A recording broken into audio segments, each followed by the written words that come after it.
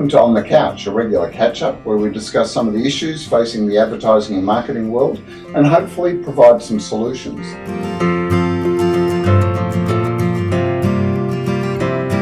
Today on the couch, I'm joined by John Oldfield, who's the Ambassador for Worldwide Partners, a global network of independent agencies. Welcome, John. You've come a long way to be on the couch. Indeed.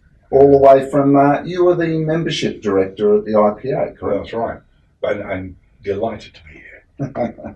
Well, look, John, in that role, and certainly in your role as ambassador, you'd have a pretty good view, broad view of client-agency relationships. What do you think the state of them is today?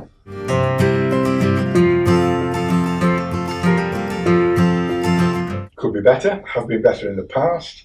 At the end of the day, I think all clients end up with the agency they deserve, and all agencies end up with the clients they deserve. The issue and the problem is always the same. It's how they treat one another. If they treat each other with respect, trust emerges. Transparency is not an issue when you have trust. Well, you've picked a hot topic there because transparency is the topic that everyone's talking about. I mean, the ANA in the US, first of all, raised the whole media transparency and then production transparency.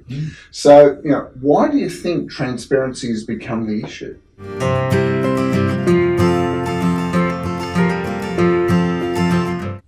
Because over time, margins have been eroded, costs have increased, bottom lines have been harder to achieve, and agencies have had to take the opportunity, where possible, to recover the burden of costs that clients impose upon them on occasion. Well, and that's an issue, isn't it? Because there has been this constant downward pressure on agency costs by clients. There's been no downward pressure on the demands they make. There's been upward pressure on the service demand that comes alongside that. The cost is half the issue. The other half of the issue is the demands that are made upon the agencies and the resources that they consume. But do you think just providing transparency would actually help rebuild trust?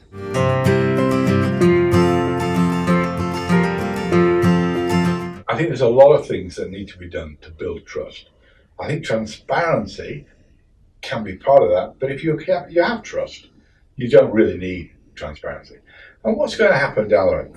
Just take a current issue at the moment. WPP agencies are having the production taken out of them and placed in Hogarth, another company owned by WPP. Apart from the damage to relationship between the creatives and the people and the production side, which I think could actually be harmful to the product, how's the client going to examine transparency by looking at the margins and costs? This downward pressure is actually raising the issue of transparency because the same holding company can take production out of an agency and put it into another company that they own and deliver often 20 or 30% reduction in cost. Do they really? Because that's another production, another property, another profit centre. They've got to make their figures. Yeah, but they're still doing it at a lower cost than what the agency was charging. This is the argument for unbundling production. Well, hang on a second. That's arguing that the agency makes zero value contribution in the briefing and the handling and the assistance they give to how it should be produced. The executive and the creative time working with production people, is that of no value? Well, clearly not, because clients are not paying for it. Clients, come to agencies to do things they don't really understand or know about, otherwise they do it themselves. To then tell the people who possess the knowledge that they don't know what they're doing is a bit rich. And so, this focus on cost is actually what's driving these behaviours that actually erode value.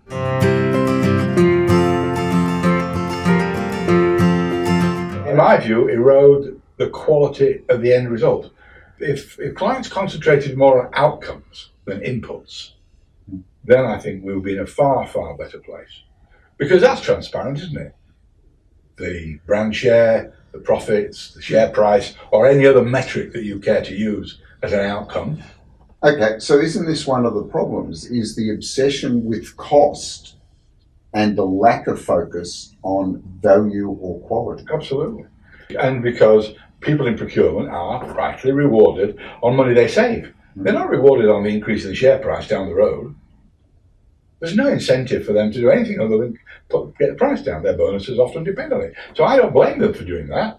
And in the short term, it looks great. But in the long term, you can completely screw the brand.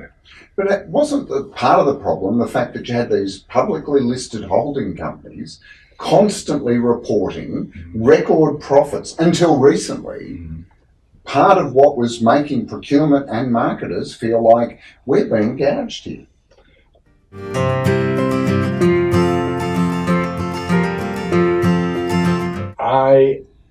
Did they get value for money? Just because they're hitting their profit targets as a group doesn't mean to say the clients were not getting value for money. This has been going on for years and years and years. Okay, 5 years ago, people, no one was saying don't use a network agency because look at all the profits they make. They came back again and again and again, which is why Sir Martin Sorrell, is able to earn the money he earns and how successful the business is until very recently. But what's happened to them recently is not really to do with client pressure on prices. It's a variety of things in terms of the market contradicting slightly.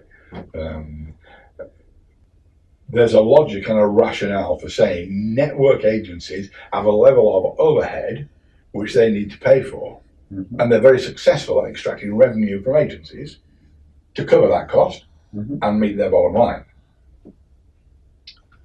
Ergo, most of my time in my life has been spent with independent agencies that don't have that overhead and don't have that problem. Yeah. And the other thing as well, it's a cultural thing. If you go to a network agency, you'll be dealt with by managers. Yeah. Managers manage. If you go to an independent agency run by the people who are owned and managed and run by the people working in it, you're dealing with entrepreneurial business people. And it's a different mindset. And there you will hire the talent. And you will trust that talent to deliver. Well, but this whole network idea has been sold to network advertisers because they get one brand of agency around the world. But they don't get one standard of quality, talent, ability, and commitment all around the world. It varies. No, one brand. Yeah, but the work is not necessarily that consistent. And they're not hired to break the mold. These people around the world, they're there to manage the process. Yeah. And I believe if I want someone to help me grow my business or my brand, I'd want mold breakers, not managers. Well, that's one of the great things about advertising is that it can completely transform a business. Properly applied. At fair prices. At fair prices. We agree on that. John, thanks for your time on the couch. My pleasure. And thanks for joining us on the couch. Make sure you subscribe to our YouTube channel and stay tuned for more On the Couch coming soon.